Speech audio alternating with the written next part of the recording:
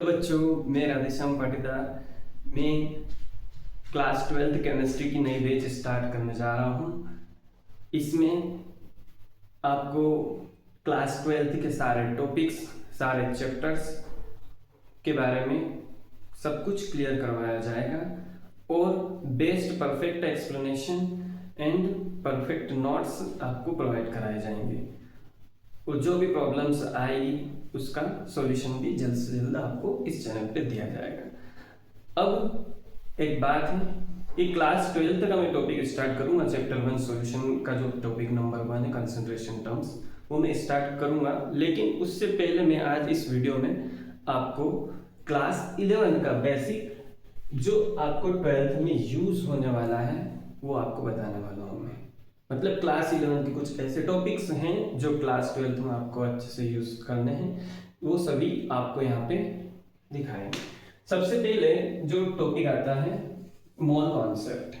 अब mole concept topic जो है आप क्लास 11th में पढ़ेंगे, वहां पे मोल के जितने भी फंडे हैं वो यहाँ पे 12th में यूज होने वाले हैं।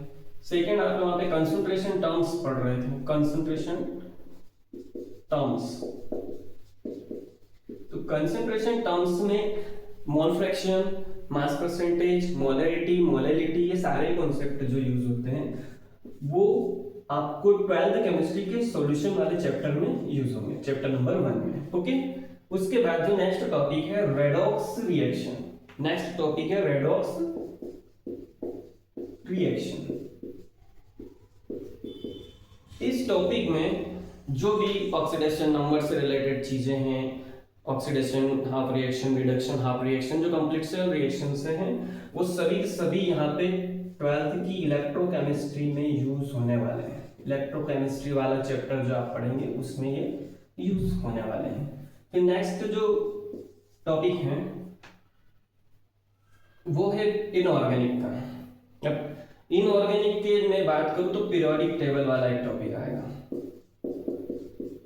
पीरियोडिक टेबल, पीरियोडिक टेबल से इनकी एलिमेंट्स की प्रॉपर्टीज, एलिमेंट्स की प्रॉपर्टीज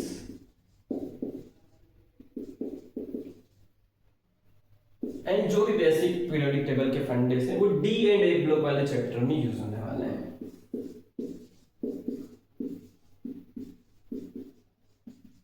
फिर उसके बाद में आप देखेंगे नेक्स्ट में तो केमिकल बॉन्डिंग वाला जो चैप्टर आपने 11th में पढ़ा था, केमिकल बॉन्डिंग, उससे भी कई सारे टॉपिक्स यहाँ पे आपका जो कोऑर्डिनेशन कंपाउंड्स हैं उस चैप्टर में यूज होने वाला है।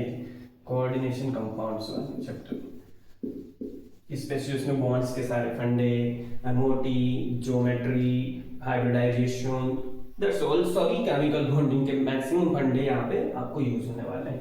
फिर उसके बाद में आप देखेंगे नेक्स्ट में तो आप जाएंगे thermodynamics and chemical equilibrium. Thermodynamics and chemical equilibrium, इनके भी जो कॉन्सेप्ट होंगे वो इलेक्ट्रोकेमिस्ट्री में भी कुछ यूज होंगे और कुछ आपको केमिकल काइनेटिक्स वाला जो चैप्टर है क्लास 12th का उसमें भी यूज होंगे, ये ध्यान रखें अच्छे से। ठीक है, उसके बाद में जो नेक्स्ट टॉपिक है आपका basic principle of organic chemistry. Basic principle of organic chemistry,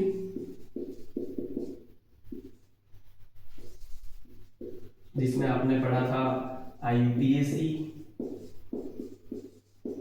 general organic chemistry, ठीक है, सारी रिएक्शन मैकेनिज्म। उसके बाद में हाइड्रोकार्बन, हाइड्रोकार्बन्स में एल्केन, एल्केन, एल्काइंस की जो रिएक्शंस हैं, ये सब के सब आपको क्लास 12th में ऑर्गेनिक केमिस्ट्री में यानी चैप्टर नंबर 6 to 9 में यूज होगा। चैप्टर नंबर 6 to 9 में आप haloalkanes and haloarenes वाला चैप्टर पढ़ेंगे। फिर चैप्टर नंबर 7 उसमें आएगा एल्कोहल फिनोल ईथर वाला। फिर उसके बाद में चैप्टर नंबर 8 आएगा आपका aldehyde, ketone and carboxylic acid. And chapter number जो 9 आएगा वो एमाइंस। तो इन सारे ही चैप्टर्स में ये ऑर्गेनिक केमिस्ट्री के बेसिक प्रिंसिपल्स आपको यूज होने वाले हैं। अब ऑर्गेनिक केमिस्ट्री की की बात हो गई। अब यहाँ पे ये जो सारे टॉपिक्स आपको जो बताए हैं, इनकी जो मैंने इन्फॉर्मेशन दी है, ये आपने 11th में वैसे क्लियर कर लिए होंगे, कोई दिक्कत नहीं है। अगर आपको ये टॉपिक्स नहीं भी आते हैं तो कोई इतना भी टेंशन लेने की जरूरत नहीं है। यहाँ पर जहाँ पर भी मैं कोई टॉपिक उठाऊंगा, किसी भी टॉपिक पे बात करूंगा इन चैप्टर्स में, तो वहाँ पे ये सारी चीज़ें क्लियर करवा दूंगा मैं, कोई दिक्कत नहीं आएगी। ओके, तो आप बने रहिए इस चैनल पर। मेरी इन्फॉर्मेशन अच्छी लगी है तो लाइक कीजिए, सब्सक्राइब कीजिए और ज़्यादा से ज़्यादा इस चैनल को शेयर कीजिए और बेल आइकन दबाना ना भूलिए, ताकि मैं इनके सॉल्यूशन के जो नोटिफिकेशन सबसे पहले आपके पास आएंगे, चैप्टर्स के वीडियोस जो आएंगे वो सारे सबसे पहले आप तक पहुँचे। Okay, thank you.